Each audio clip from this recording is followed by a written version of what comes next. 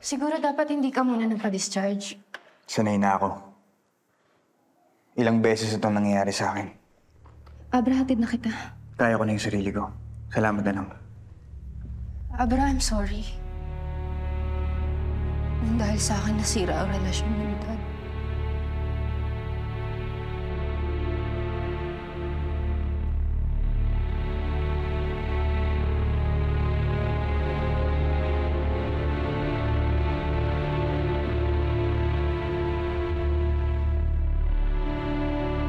I'm sorry.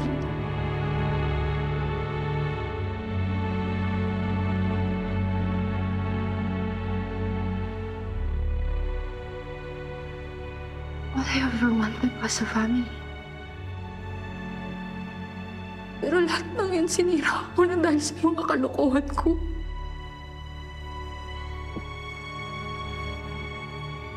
Parang lumalayo na si Daddy sa akin.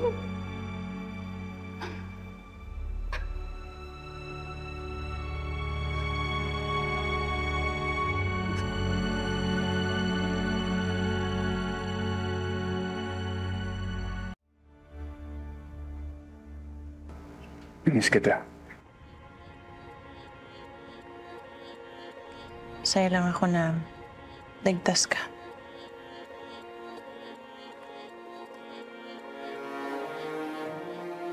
Binisita pala ako ni Judge Hospital.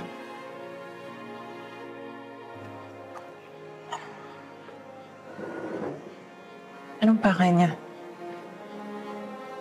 Naghihinalan na siya. Hinit na yung mundo niya sa akin. Kapag nalaman niya kung sino ka talaga,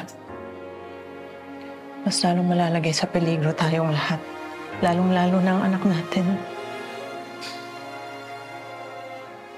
Mercy. Sisiguraduhin mong ligtas kayo ni Fatima.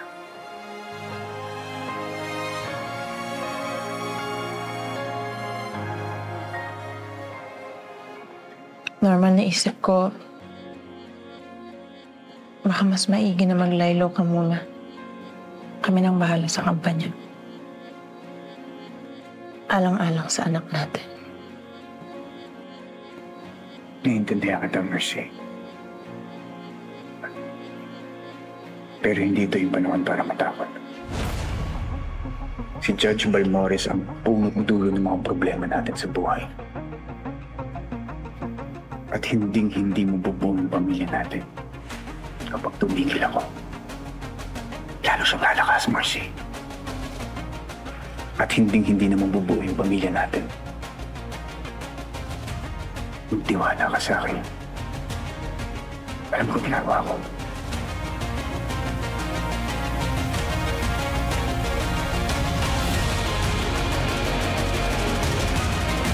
Chismis ang magbantang sumira sa pagkatao ko. Kahit anong panganib ang magbanta sa buhay ko, hinding-hindi ako papatinag. Mananatili akong matatag para ipaglaban.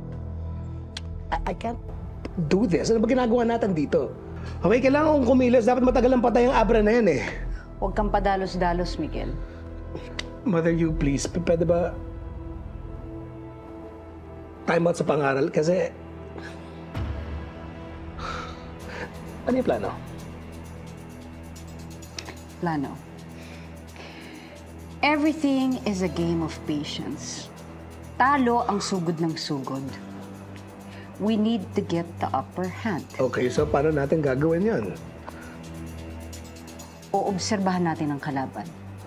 We're going to find the perfect opportunity. And when we do find the perfect opportunity, susugod tayo ng walang pag-aalinlangan at ng buong pwersa.